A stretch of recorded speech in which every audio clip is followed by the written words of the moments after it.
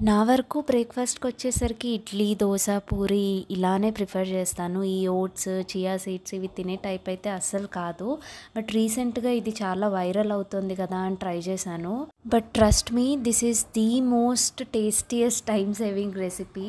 So, ముందు రోజు నైటే మనం చియా సీడ్స్‌ని మిల్క్‌లో సోక్ చేసుకోవాలి. కొంతమంది కోకోనట్ మిల్క్‌లో కూడా సోక్ చేస్తారు. నేనైతే నార్మల్ మిల్క్‌లోనే సోక్ చేశాను.